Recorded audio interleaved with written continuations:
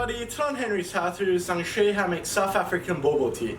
Let's get straight into it. Alright guys, so to start off, I've got half a cup of breadcrumbs just in a bowl here. And we're going to top this up with 1 cup of milk. And we're just going to set that aside and move on. Alright guys, so I'm going to start this recipe off by dicing 1 brown onion. And we want to try and get this fine, just like so.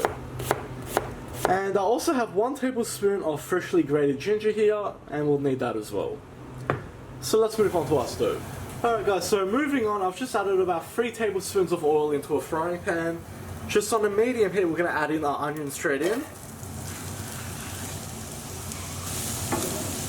And we just want to fry our onions until they're soft and a touch brown. Alright guys, so once your onions have softened, we're going to add in about 1 kilo of ground beef. Now this can also be done with lamb if you prefer. And we just want to cook that together until our beef has browned. Alright, so at this point I'm going to season with 2 teaspoons of salt, half a teaspoon of black pepper. At this point we'll add in our ginger, along with about 3 crushed garlic cloves.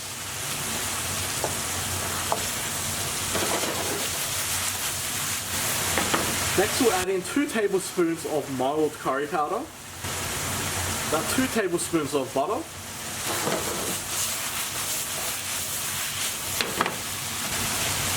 and I'm just going to add in half a teaspoon of ground turmeric.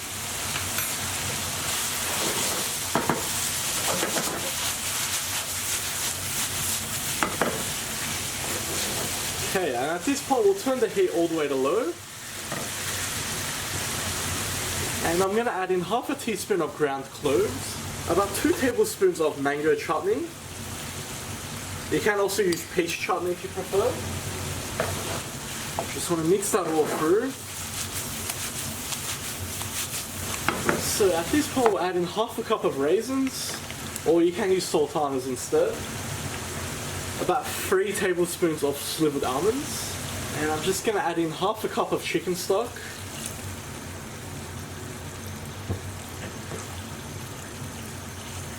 And we just want to cook that through for about 5 to 10 minutes.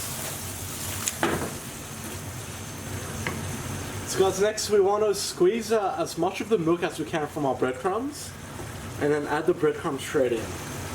So that's the breadcrumbs straight in. And that's the leftover milk. Now don't go throwing that out, we'll need it.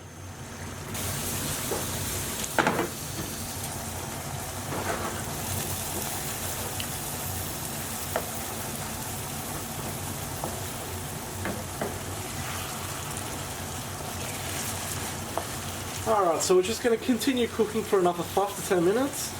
Let this thicken up a bit. In the meantime guys, start preheating your oven to 180 degrees Celsius. Alright, so once that thickens up, we'll turn the heat off. And all we're going to do now is transfer this mixture into an oven-proof dish. And just carefully spread that out. So guys, set that aside for now. I've just brought across our bowl with the leftover milk in it. And all we're going to do is crack in 2 eggs.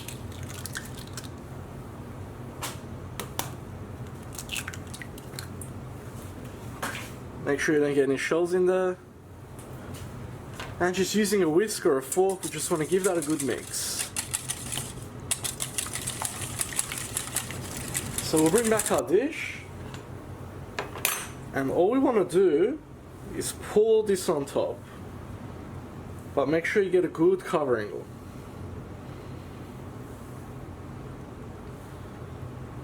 So guys, if you are using a larger dish, you can go ahead and add in the extra egg if you have to. But that's perfect there. And all we're going to do now is add in some bay leaves on top. So let's go ahead and put this into the oven now. Now we're looking for a baking time between 35 and 45 minutes. We just want a nice golden brown finish. You need to keep in mind the actual meat is already cooked. Alright, and there we have it guys. So we'll just cut into it like so. And there we have it.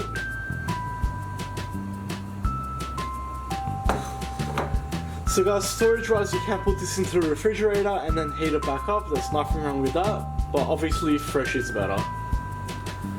I hope you like that, guys. Please like, share and subscribe. You can follow me on Facebook, Snapchat and Instagram. If you've got any comments or suggestions, just leave them at the bottom and I'll see you all next time.